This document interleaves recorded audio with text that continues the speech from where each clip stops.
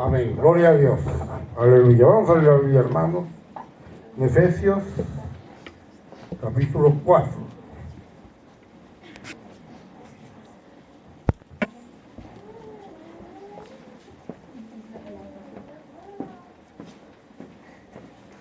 Efesios, capítulo 4.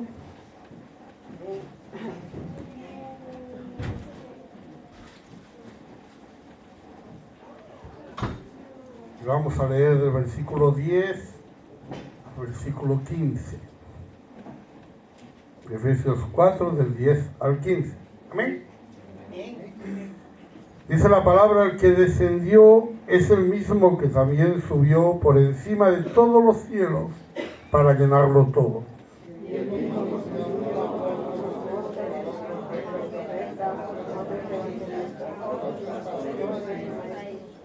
A fin de perfeccionar a los santos para la obra del ministerio, para la edificación del cuerpo de Cristo.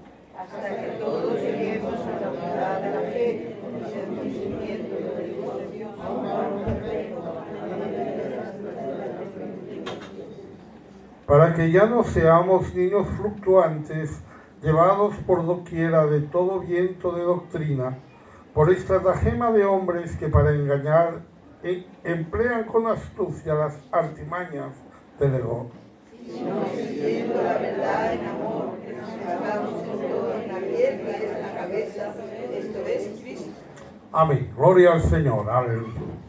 Puede sentarse. Seguimos hablando de evangelistas. Decíamos que la palabra evangelio viene de bueno y de ángelos, que significa mensajero. Es una palabra que implica un buen mensaje, una buena noticia.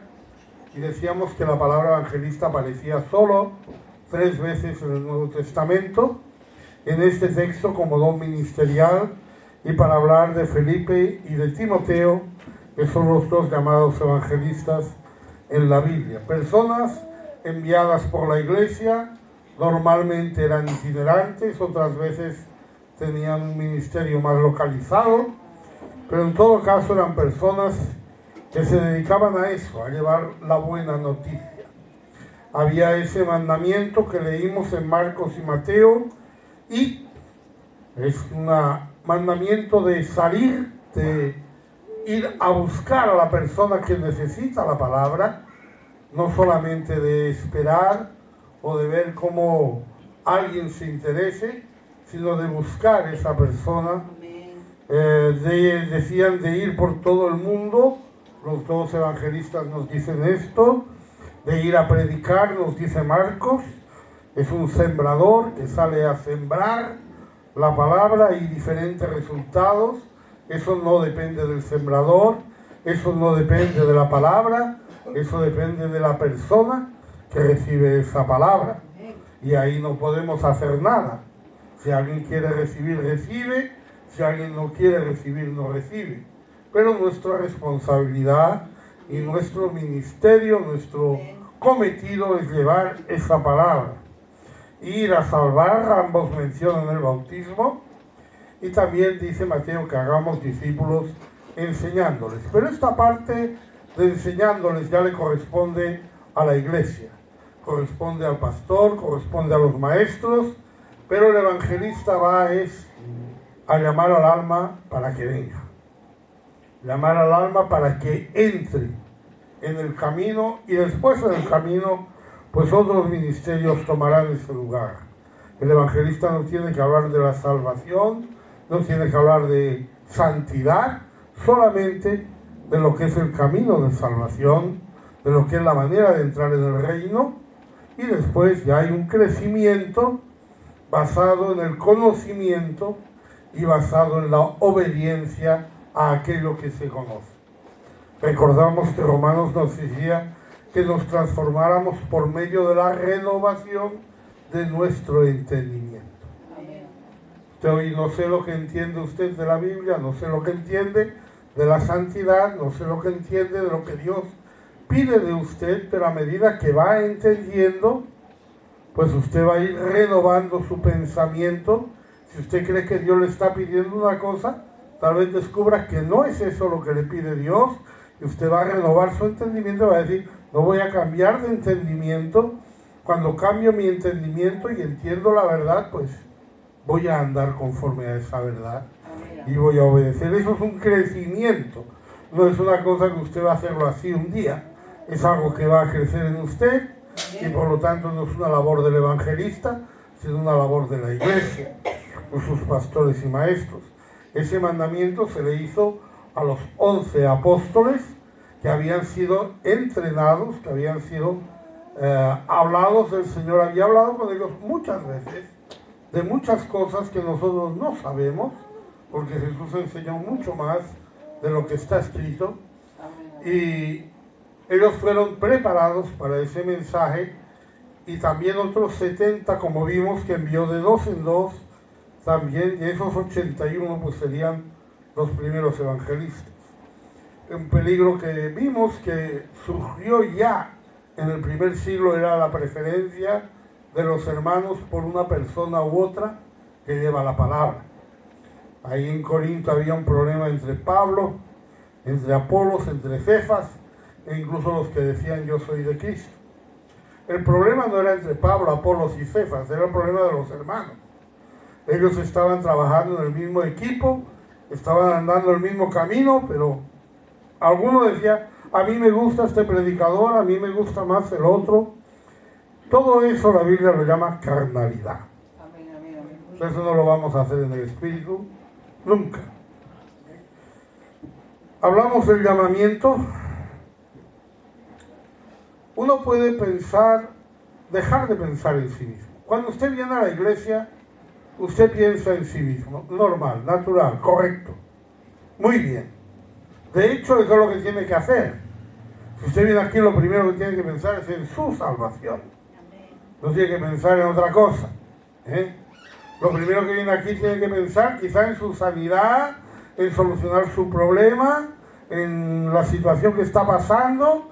Usted dice, no, yo voy a la iglesia y voy a buscar de Dios, quiero que me sane, quiero que me anime, quiero que me levante. Muy bien. Pero después tiene que haber un momento que usted empieza a pensar en los demás. Amén. Y a pensar que eso que usted tiene, lo tiene que compartir con otros. Ese sería el primer paso. Felipe empezó como un diácono en su iglesia, sirviendo a las mesas. Empezó de camarero, ahí, para los hermanos. Timoteo en Listra y en Iconio fue un hombre que fue conocido por las iglesias y tenía un buen testimonio de las iglesias, porque él había trabajado allí por tiempo. Amén. Nos preparamos en nuestra iglesia local si queremos ser evangelistas. El Salmo 90 nos daba 3 pasos o 3 conceptos de este llamamiento, o de cualquier llamamiento, pero estamos hablando del evangelismo, que es importante. El primero era, aparezca en tus siervos tu obra, es decir, en este caso sería tener carga por las almas. Si usted todavía no tiene carga por las almas, debe orar a Dios que se la dé, porque es una oración. Aparezca en tus siervos tu obra, es una oración. Entonces tiene usted que pedir al Señor que le dé carga para poder hablar a la gente, porque cuando usted tiene carga, usted habla. No es tímido. Cuando tiene carga por algo, usted se expresa bien. Después sea la luz sobre nosotros, ser guiados por el Espíritu, de qué hablaremos y cómo lo haremos. Y después la obra de nuestras manos confirma. Recordamos que aquello que empezó siendo tu obra, acaba siendo la obra de nuestras manos. Qué bueno que usted también pueda decir, como Pablo dice, en 3 ocasiones, que las cosas suceden conforme a mi evangelio. Hablamos un poquito de la obra personal de cada uno. Hablamos de que los dones ministeriales son personas constituidas, vamos a decirlo así, para dedicarse al tema, pero todos tenemos ese, digamos, como ese aviso, pequeño detalle, ¿no?, que nos hace ser como ellos. Un apóstol, por ejemplo, es un enviado. Usted no es un apóstol, no es un enviado a ningún país, no es una persona que vaya a empezar una gran obra, pero sí puede ser la persona que empiece la obra en su familia, que empiece la obra en su colegio, que empiece la obra en su trabajo, amén. La obra de Dios en Málaga empezó en un colegio, y ahí entre los alumnos estuvieron testificando, y bastantes se convirtieron de ese colegio, ¿no? Alguien llegó allí por primera vez. El ministerio de profeta, también dijimos, es una palabra ungida, pero está incluido en las 3 clases de dones. Puede ser un don ministerial de una persona constituida, puede ser un don espiritual de una persona que en un momento recibe una profecía, o puede ser un don de servicio que cuando haya oportunidad usted lo ejerza conforme a su fe y conforme a lo recibido. Los primeros apóstoles, los primeros profetas del primer siglo son los que formaron el fundamento de la iglesia, ese fundamento que hoy llamamos Biblia, porque está ahí, y ese es el fundamento, y a partir de ahí, pues ahora en primera línea, pues ya no están esos apóstoles, ya no están esos profetas, ahora están los evangelistas. Vamos a decirlo así, la primera línea de la iglesia es el evangelista, el testimonio, porque así es como empieza y como hemos empezado todos. Es el llamamiento que se hace también a todos, porque todos recibieron poder para ser llenos del Espíritu Santo y ser testigos, y ahí eran 120 personas, incluida María. Aunque no seamos evangelistas, pues debemos evangelizar. Amén. Y vamos a hablar de eso hoy, de esa obra individual, el trabajo de cada creyente. En Marcos 13, 34-37.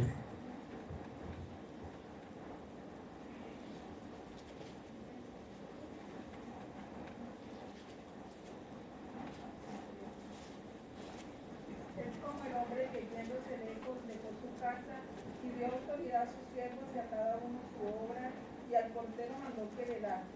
Velad pues, porque no sabéis cuándo vendrá el Señor de la casa, si al anochecer, o a la medianoche, o al canto del gallo, o a la mañana. Hasta el 37.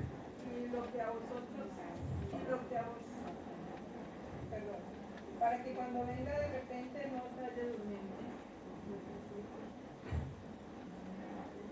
37. Y lo que a vosotros digo, a todos los digo, velad. Amén. Jesús es el que se fue lejos. Jesús es como ese Señor que se va, pero el Señor que se va no abandona su casa, sino que deja en el mundo, deja en la casa a las personas que Él considera. Es el que les da la autoridad a cada uno su obra, a cada uno su función. Así que hay una obra individual de cada uno. ¿Sí? Cada uno de nosotros tenemos esa misión y debemos hacerla. No es la misma, cada uno la suya, pero debemos hacerla. Debemos cumplir con esa misión acondicionada a nuestra facultad, porque la da según la capacidad de cada uno, pero la orden de Dios es la misma para todos. Velad. Estar pendientes. Pensar en ello, estar alerta. De lo que tenemos que hacer y de lo que no tenemos que hacer. Pendientes de lo que tenemos que decir y de cómo lo diremos. Pendientes de cómo debemos comportarnos y los comportamientos que debemos evitar. El Nuevo Testamento es la llegada de la Buena Nueva, es la llegada del Evangelio. Con eso se queda fuera de todo lugar lo que hasta ahora había habido. En el Nuevo Testamento tenemos un mensaje nuevo. No venimos aquí a anunciar la liberación de Egipto, sino que venimos a anunciar la buena nueva del Evangelio. Juan el Bautista anunció el Evangelio también en su tiempo, Lucas 3:18.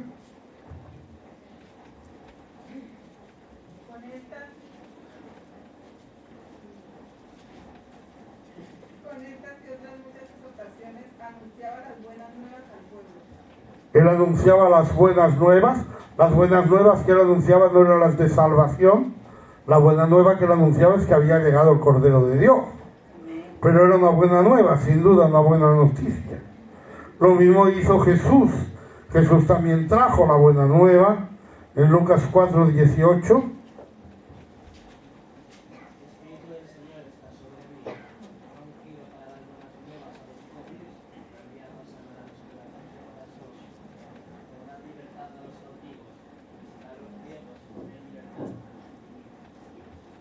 Jesús también tuvo unas buenas nuevas que anunciar. ¿Cuáles eran esas buenas noticias que anunciaba Jesús? Ese evangelio venía de sanidades, venía de prodigios, venía de la facultad de levantar a las personas. ¿Amén? Incluso los ángeles también se dice que hablan del evangelio, evangelión, la buena nueva. En Lucas 1:19, la primera vez que aparece esta palabra. Respondiendo el ángel le dijo: yo soy Gabriel, que estoy delante de Dios, y he sido enviado a hablarte y darte estas buenas nuevas. He venido a darte este evangelio, esta buena noticia. Amén. En Lucas 2:10, aquí se traduce solo nuevas, no han puesto buenas nuevas, sino nuevas.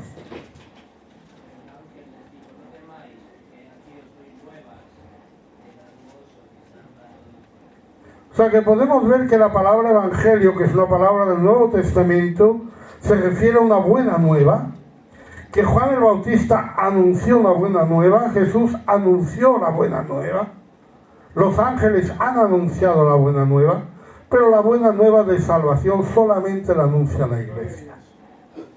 Los ángeles no pueden anunciar la buena nueva que nosotros estamos anunciando. El evangelio de la salvación solamente está en manos de la iglesia. Primera de Pedro 1:12.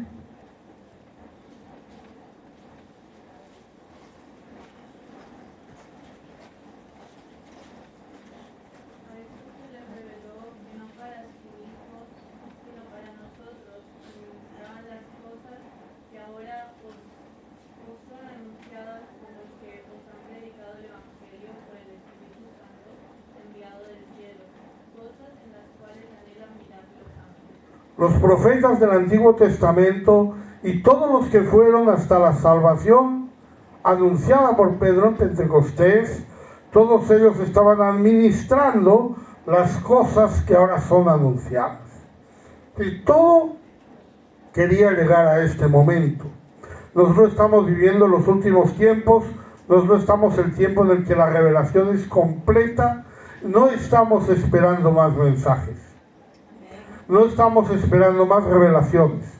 Estamos esperando que el Señor venga. Pero no va a venir a enseñarnos nada. No va a venir a darnos instrucciones.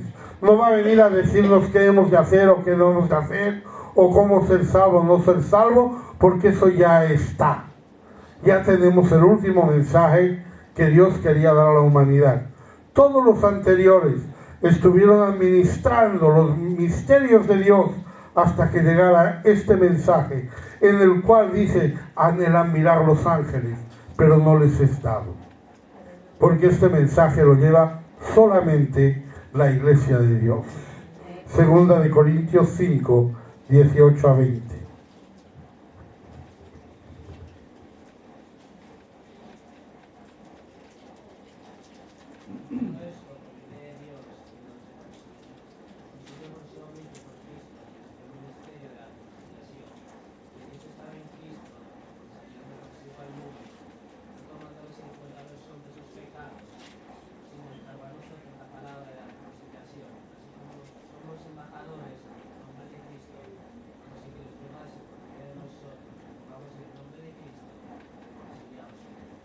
Esa es la función de la iglesia.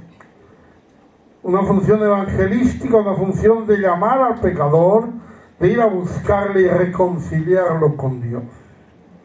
Ese es el ministerio de la reconciliación. ¿Qué significa ministerio? Servicio. El servicio que Dios está esperando. esa reconciliación. ¿Amén? La iglesia empezó así con un evangelismo personal. En Hechos 8:4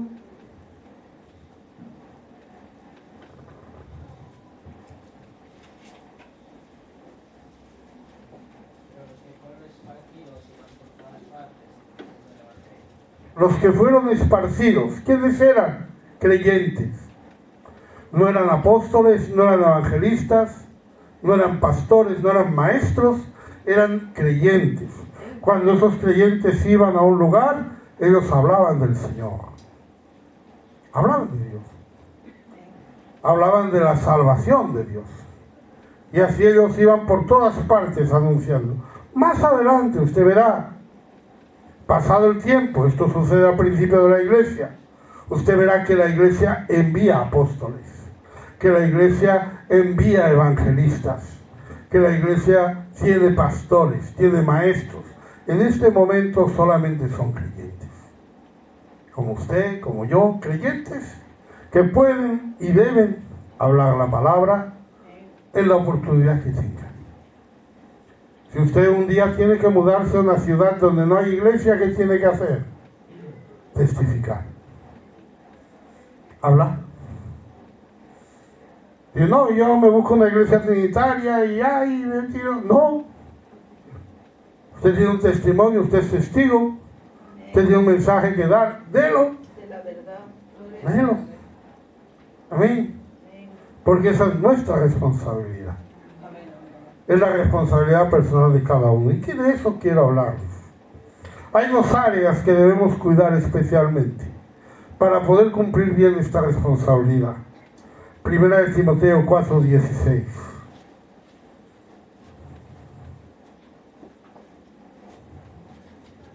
Ten cuidado de ti mismo y de la doctrina. Persiste en ello, pues haciendo esto te salvarás a ti mismo y a los que te ven. Haciendo esto, te salvarás a ti mismo y a los que te oyeren. ¿Qué es lo que tenemos que hacer? Ten cuidado de ti mismo y de la doctrina. Primero que todo, ten cuidado de ti mismo. El evangelismo es serio. Hay que dedicarse. No se trata solo de ocupar nuestro tiempo libre. Se trata de que esa sea nuestra actividad constante. En todo momento que tengamos oportunidad, con cada persona que tengamos ocasión. Tenemos que hacerlo. Pero debemos considerar también cómo lo hacemos. Cómo somos nosotros. Qué testimonio estamos dando. Qué santidad estamos guardando. Eso no es para que su pastor le aplauda o para que la gente diga, uy, qué bien viste este hermano, o qué bien habla este hermano, o qué bien vive este hermano. No. Eso es algo que usted tiene que considerar consigo mismo. En Gálatas 6:4.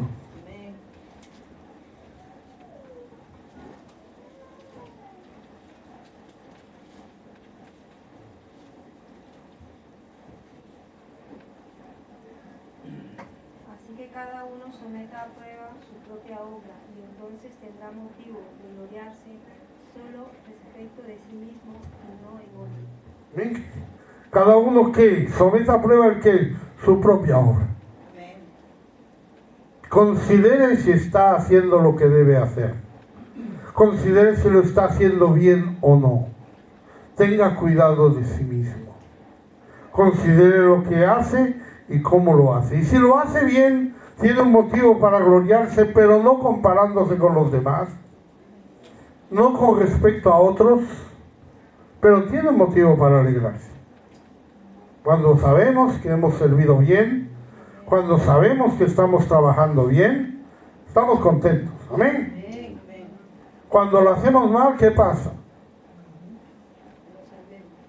Cuando estamos aquí, tal vez en un culto, nos estamos gozando y sabemos que nuestros proyectos por ahí, cuando salgamos del culto, no son muy santos. ¿Qué pasa? Que no podemos disfrutar de las cosas. No podemos gloriarnos. Cuando nosotros andamos conforme el camino del Señor en santidad, como debemos andar, tenemos cuidado de nosotros mismos, nosotros hablamos con confianza. Amén. Amén. Después de pegarle 4 gritos al vecino, usted no le puede testificar. ¿Verdad? Amén. Amén. Así es. Si usted se va a buscar el pan pegando gritos o insultando a la gente, usted después no le puede testificar al panadero, porque el día que se convierta no lo va a entender. Pero lo primero que tenemos que tener cuidado es de nosotros mismos. Y lo segundo es la doctrina. Debemos saber las doctrinas fundamentales y para eso debemos conocer la Escritura. Es importante esto. Es importante porque a veces no testifica. A mí me ha testificado gente que realmente no tenía idea de la palabra, que se limitaban a hablar lo que habían oído o lo que les habían dicho que dijeran, pero que muchas veces cuando uno les pregunta algo le responden cosas totalmente absurdas. En 1 Timoteo 4:13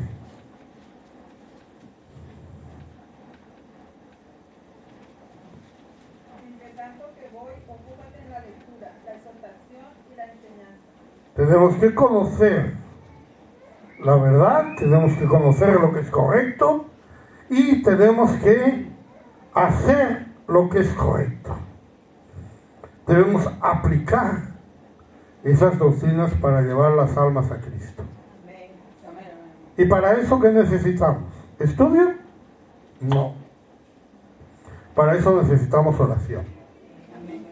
El estudio nos va a enseñar, la oración nos va a capacitar para poder ayudar a otros, para poder aplicar a cada caso lo que haya que aplicar, la palabra correspondiente. Evidentemente la fuente siempre va a ser la Escritura. Segunda de Timoteo 3:16.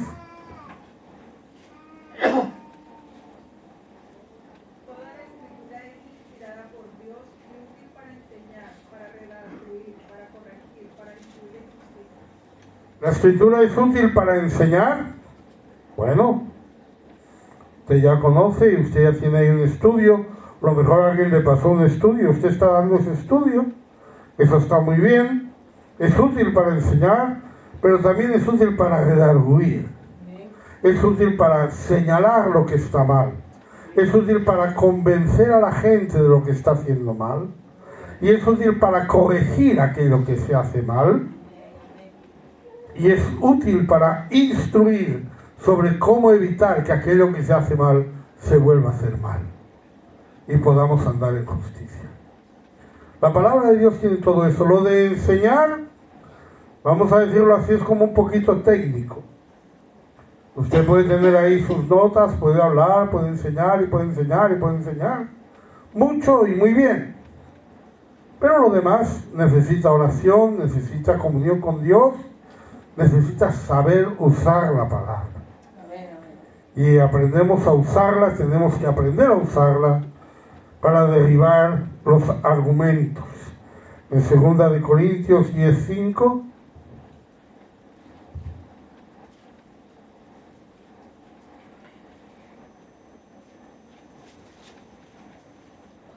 derribando argumentos y toda altivez que se levante contra el conocimiento de Dios y llevando cautivo todo pensamiento a la obediencia a Cristo. ¿Dónde llevamos cautivo el pensamiento? No al conocimiento, sino a la obediencia.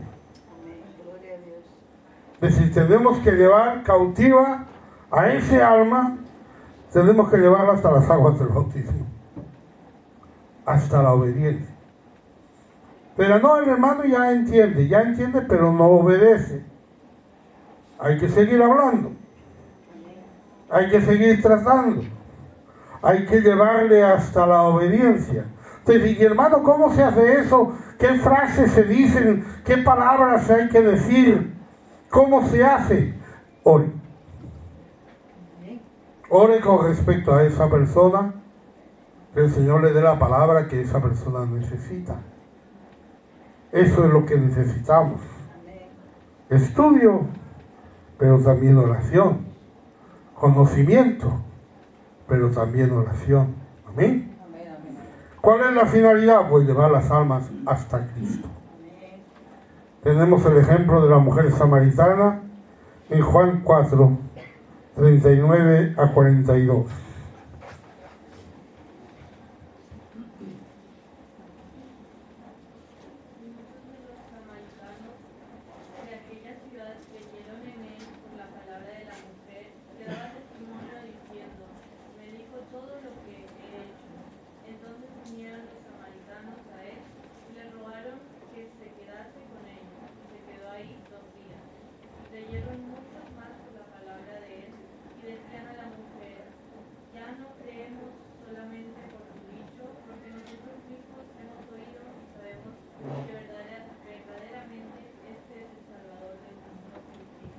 La mujer samaritana parece ser que no era una joya de persona, no tenía muy buena fama, no era muy aceptada en su pueblo, parece, pero cuando ella tuvo su encuentro con el Señor, ella fue a compartirlo, y lo compartió con sus vecinos. Y dice la Biblia que muchos de los samaritanos de aquella ciudad creyeron en él por la palabra de la mujer. Así que, ¿qué hizo la mujer? La mujer buscó un local, fundó una iglesia y empezó a hablar de Jesús y a predicar el Evangelio. No. Porque la finalidad no es que lleguen a la iglesia. La finalidad no es que lleguen al pastor. La finalidad va más allá. Por eso dice que vinieron los samaritanos a él. Pero la samaritana fue el primer contacto con él. Cuando usted testifica a una persona, usted es Dios. Esa persona lo que sabe, lo que entiende, lo que va a captar, es lo que vea en usted. Lo que vea en usted dirá, así son los cristianos. Así es el Dios de los cristianos.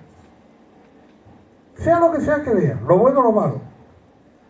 Por eso le dije, tenga cuidado de sí mismo. Porque eso va a ser así.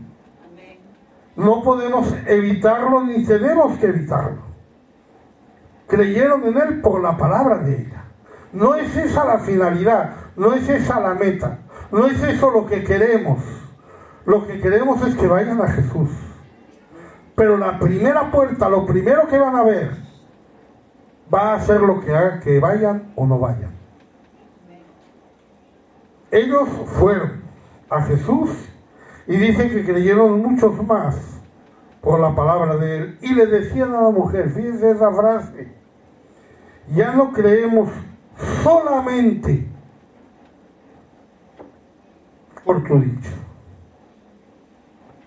Creemos por tu dicho. Creemos porque nos has testificado. Creemos porque nos has hablado. Creemos porque nos has traído este mensaje y lo hemos creído y lo creemos porque tú nos lo has traído. Pero ya no es solamente por eso, sino que nosotros mismos hemos oído y sabemos que verdaderamente este es el Salvador. Es una lástima que a veces el que testifica se convierta en el referente de la persona testificada. Como digo yo, de pronto usted está convirtiendo las almas a usted y no a Dios. De pronto las almas le siguen a usted y no a Dios. De pronto las almas creen lo que usted dice y no lo que Dios dice. Aunque usted dirá, pero es que lo que yo digo lo que Dios dice. Pero a ellos les falta dar ese paso de llegar hasta Él. Se han quedado ahí. Usted está aquí, tiene experiencias, qué bueno que usted tenga experiencias, qué bien que sienta la presencia de Dios, qué bien que esté en la iglesia, qué bien que esté escuchando las palabras de Dios, pero que eso no sea todo en su vida, que haya una relación personal con Dios, que no va a excluir la relación con la iglesia, todo lo contrario, la va a fortalecer. Va a decir, ya no es solamente por tu dicho. Así que tenemos que usar esa palabra en nuestros testimonios. Tenemos que llevar esa palabra, sabiendo que la persona que nos ve cuando le hablamos la palabra nos va a juzgar, nos va a mirar, nos va a considerar y nos va a juzgar. Y a lo mejor nos va a insultar, o a lo mejor nos va a adular. Ni lo uno ni lo otro vale para nada. Ni lo uno ni lo otro tiene que hacer mella en usted. Usted le habla la palabra a alguien y ese alguien le insulta, no se preocupe, lo más mínimo. Si alguien le dice, ay, qué bueno, qué fe tiene usted, cuánto me gusta, no se preocupe, lo más mínimo. Lo que buscamos es que Él sea salvo. No que nos acepte o no nos acepte a nosotros. No que nos aplauda, que nos escupa, sino que sea salvo. Por eso usamos la palabra. Segunda de Timoteo 2:15.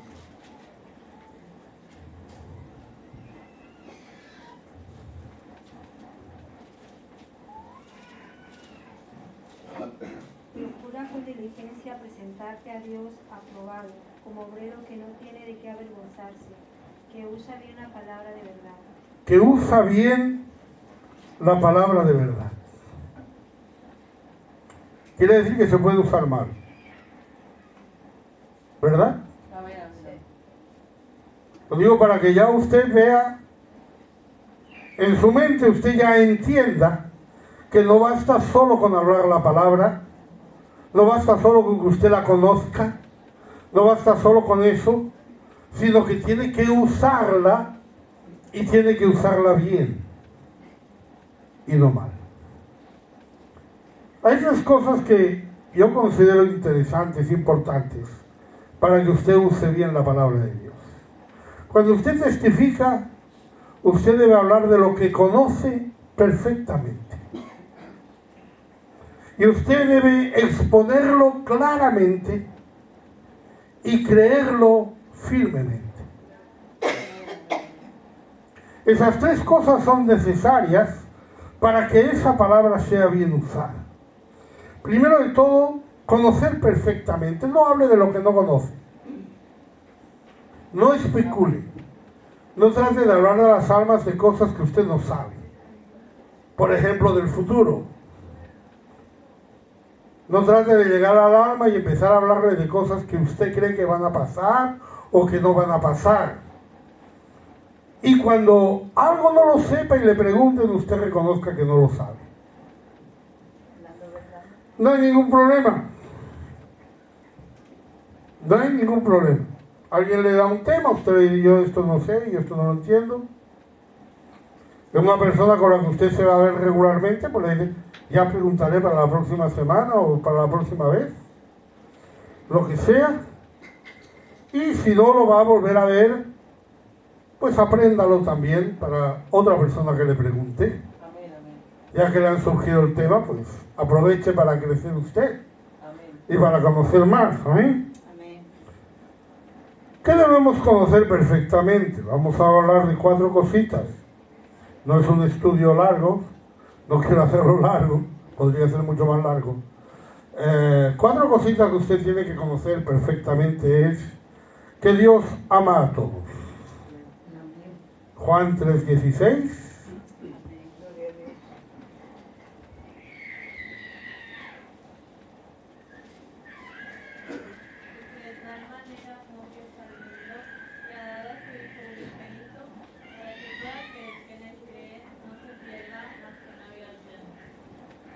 Cuando Juan escribe sobre el amor de Dios, yo digo, él trata de buscar alguna comparación. ¿A qué podemos comparar el amor de Dios? De tal manera amó Dios al mundo como una madre ama a su hijo. Me estoy quedando corto. ¿Cómo qué? No hay comparación posible. Es lo que Él hizo, lo que nos demuestra el amor de Él. Y Él murió y envió al mundo, a todos, todo aquel que en él cree. También los terroristas, también. También los homosexuales, también. También los mentirosos, también. Todos. Y eso tenemos que tenerlo claro. Usted tal vez algún día puede encontrar una persona, conocer una persona que a usted le da asco. Yo no digo que no pueda pasar. Pero sepa que a Dios no le da asco. Dios lo ama. Amén. Eso lo tiene que tener claro. Lo tiene que conocer perfectamente. Porque eso le ayudará a romper la barrera. A no hablar desde sus sentimientos, sino a tratar de ponerse en el lugar de Dios. Mi finalidad es que sea salvo. Mi finalidad es que vaya a Dios. Y por eso yo tengo que conocer perfectamente que el amor de Dios es para todos. Otra cosa que debemos tener clara es que todos somos pecadores. Amén. En Romanos 3:23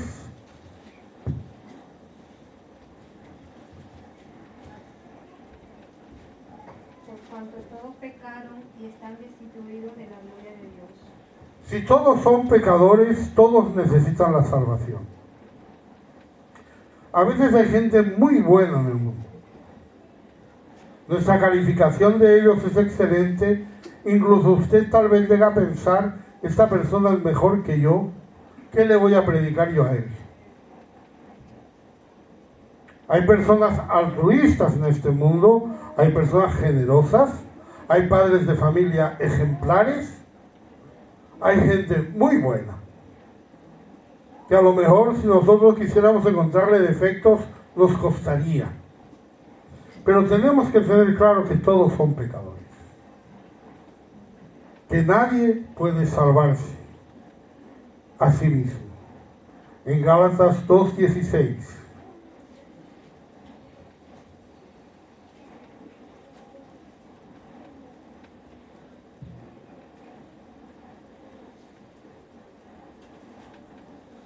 sabiendo que el hombre no es justificado por las obras de la ley, sino por la fe de Jesucristo. Nosotros también hemos creído en Jesucristo para ser justificados por la fe de Cristo y no por las obras de la ley, por cuanto por las obras de la ley nadie será justificado.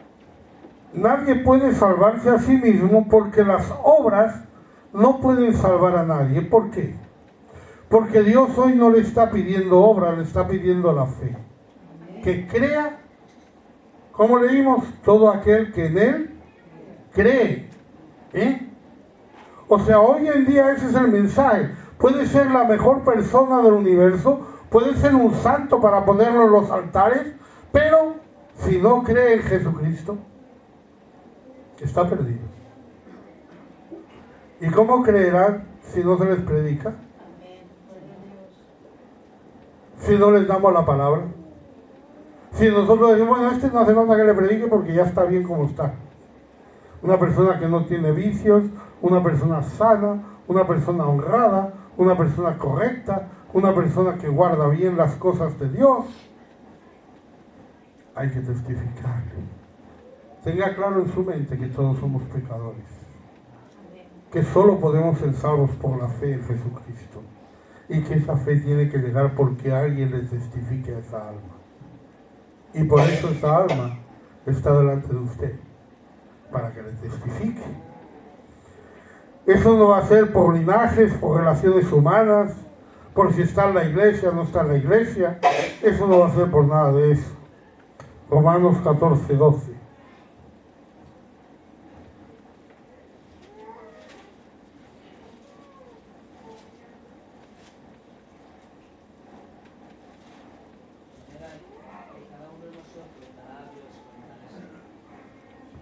Cada uno dará a Dios cuenta de sí mismo.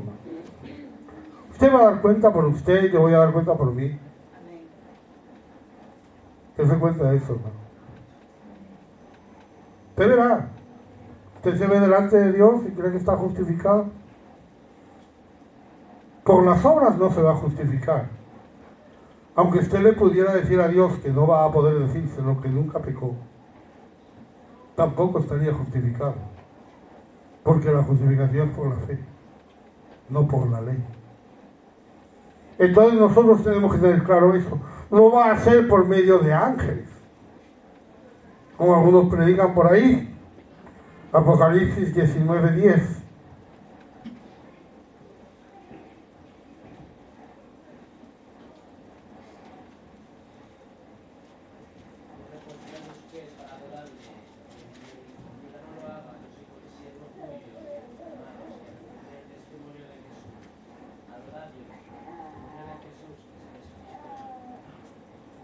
El ángel le dice a Juan: yo soy consiervo tuyo y de tus hermanos.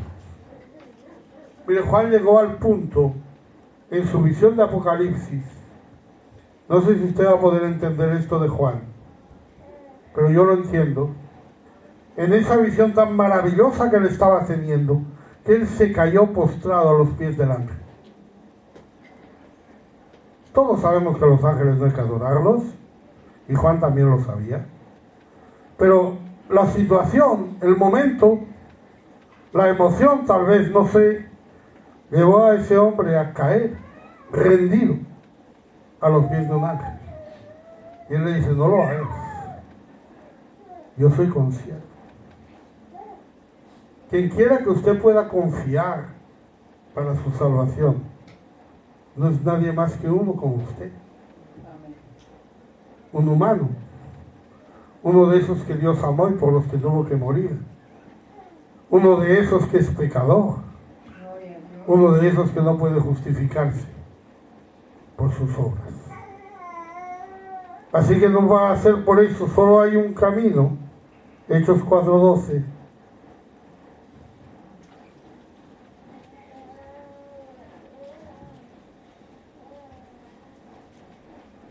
Y en ningún otro hay salvación, porque no hay otro nombre bajo el cielo dado a los hombres en que podemos ser salvos. En ningún otro. No hay otra manera. Ese camino de salvación es el Evangelio. Es la buena nueva de hoy. La buena nueva de hoy no es que Jesucristo le sana, es que Jesucristo le salva. Esa es la buena nueva.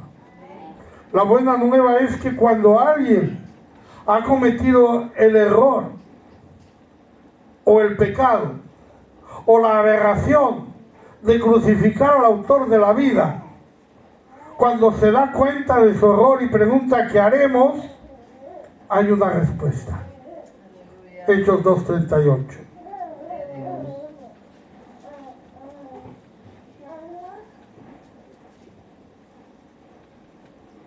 Pedro les dijo: arrepentíos y bautízate cada uno de vosotros en el nombre de Jesucristo para perdón de los pecados, y recibiréis el don del Espíritu Santo.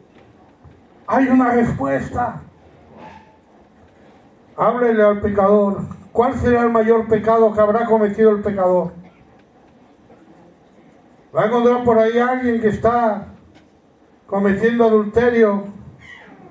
Va a encontrar por ahí a alguien que ha matado a alguien. Va a encontrar por ahí a alguien que ha hecho cosas horribles. Aunque encontrara a alguien que hubiera crucificado a Cristo, hay un mensaje de salvación para él. Pedro quizá les hubiera dicho: pues mira, vosotros ya no tenéis remedio. ¿Quiénes estuvieron allí? ¿Quiénes estaban gritando crucifícale? Esos no tienen remedio.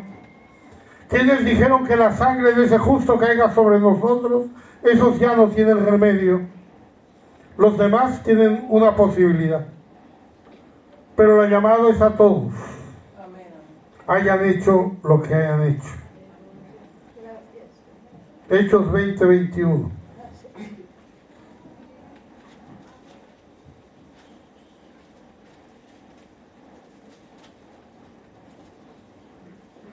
Testificando a judíos y a gentiles acerca del arrepentimiento para con Dios y de la fe en nuestro Señor Jesucristo. Eso es lo que hacían ellos: testificar, arrepentimiento y la fe. en nuestro Señor Jesucristo. Es un camino de salvación. Téngalo claro, no hay otro. Conózcalo perfectamente. Téngalo muy claro esto cuando testifica. Alguien tratará de convencerle de si hay otro camino, que hay otra manera. La gente dice, no, cualquier manera es buena, lo importante es ser sincero. Alguien le dirá, no, pues realmente yo es que estoy en tal iglesia y allí, pues bueno, somos prácticamente iguales, solo que tenemos ese pequeño detalle, esa pequeña variación, esa pequeña diferencia.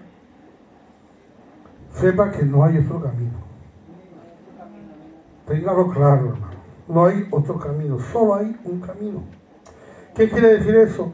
Que todos los demás son falsos. No hace falta que sepamos dónde van. Usted llega a un cruce de caminos, usted solo tiene que saber cuál es el camino que tiene que coger. Y si no sabe dónde van los otros caminos, da igual. Lo importante es que sepa cuál es el bueno. En 2 de Corintios 11, 3 y 4.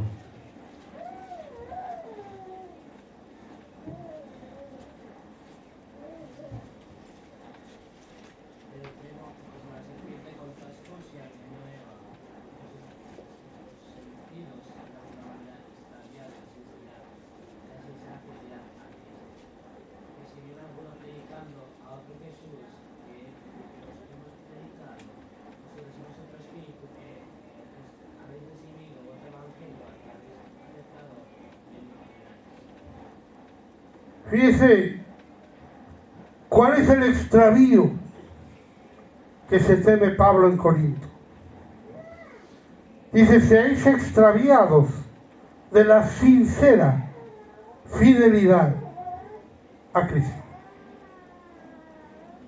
No dice a la doctrina, no dice a la iglesia, no dice a los apóstoles. Dice, sincera fidelidad a Cristo. Mire, el enemigo le interesa quebrar su fidelidad a Dios. A veces nosotros pensamos que al enemigo le interesa que usted peque.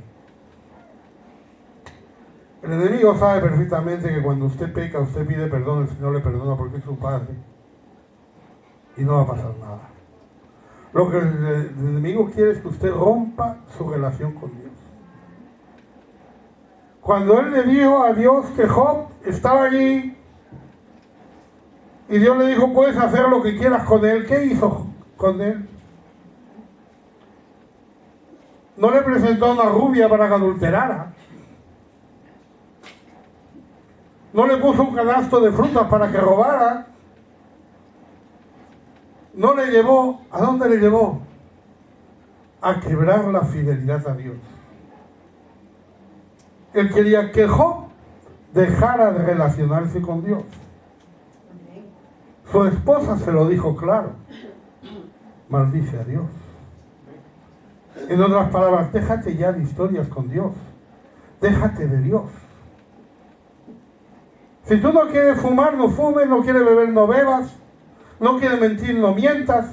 No quieres cometer adulterio, no lo cometas. Lleva una vida todo lo santa que quieras, pero rompe con Cristo. Es la sincera fidelidad a Cristo de lo que iban a ser extraviados. Porque los que vienen con otro espíritu, vienen con otro evangelio, vienen con otro Cristo. Bueno, hay que tener mucho cuidado. Solo hay un camino. Conózcalo perfectamente. Téngalo claro. ¿Que eso va a ser difícil de aceptar por la otra persona? Puede ser. ¿Que lo van a aceptar o no? Puede ser. Pero nosotros no podemos decir vamos a cambiar ese camino. Porque ese es el único camino. Y es el camino correcto. Y a partir de ahí vamos a dejar que sea el Señor quien haga la obra. Cuando ya nosotros somos incapaces, incluso si usted está escuchando y dice yo soy incapaz de hacer eso, yo soy incapaz de cambiar, yo soy incapaz de convertirme, le digo confíe en Dios que haga la obra. Si usted quiere, Dios lo va a hacer. Jeremías 31:18.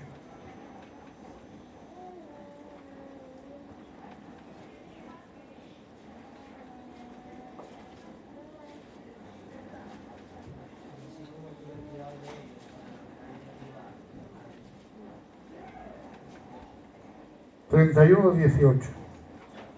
Escuchad, he oído a Efraín que se lamentaba. Me azotaste y fui castigado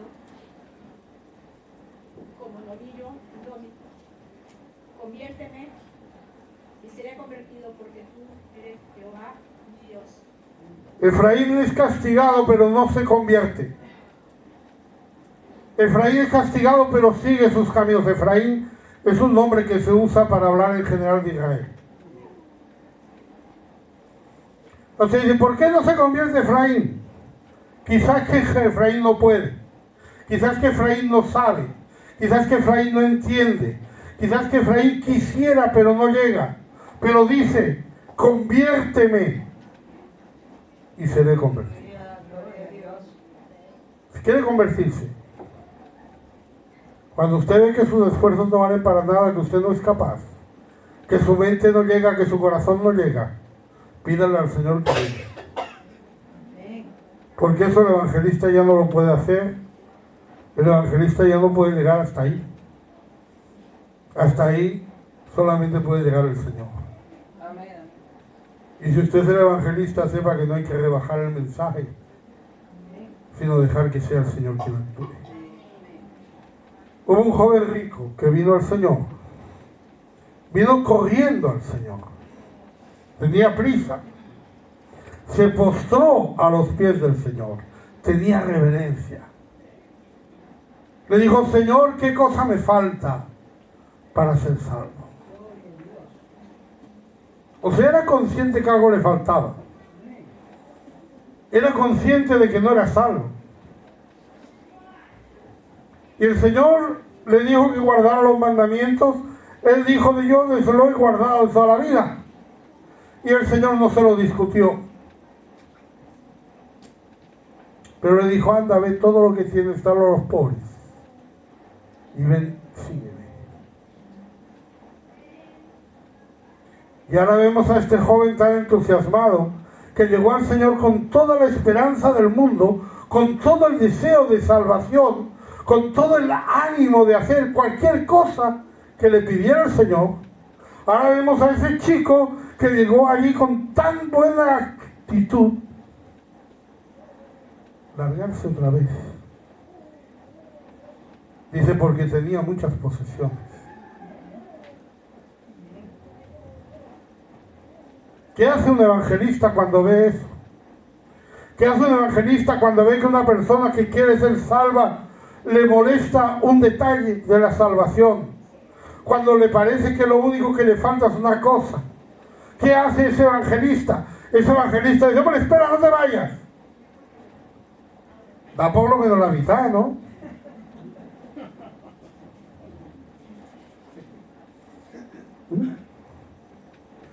O, bueno, ya tú piénsatelo, ya verás, ya lo darás, ya. O tú sigue ya. O nos reunimos y vamos a hablar de otra cosa. Oiga, a mí me sabe mal. A mí me sabe mal ver a ese hombre yéndose por ese tema. Yo digo, hombre, le hubieran bajado un poquito el precio, ¿no? Le hubieran puesto las cosas más fáciles. Hermano, no podemos negociar. Tiene que tener clara cuál es la salvación.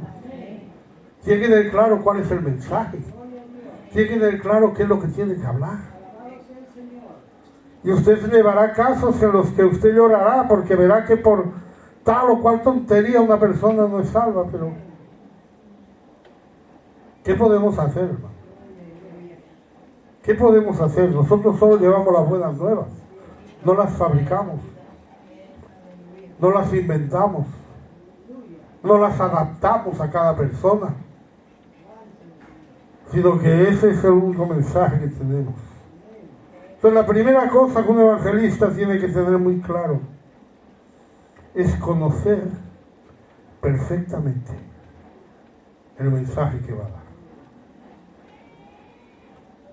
Yo sé que a veces hay mensajes más atractivos, hay temas de conversación más atractivos, que a lo mejor nos podemos hablar de cosas que no conocemos, que conocemos a medias, damos vueltas a cosas que no nos llevan a ninguna parte y estamos entreteniendo al otro alma, o si quiere el otro alma nos está entreteniendo a nosotros y no estamos llevando el mensaje de salvación.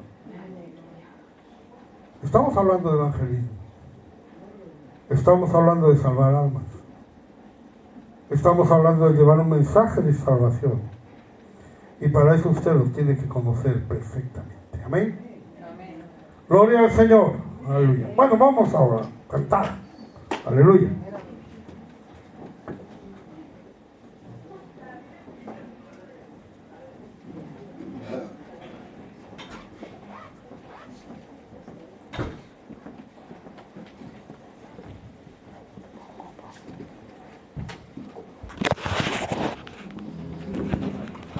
Thank you.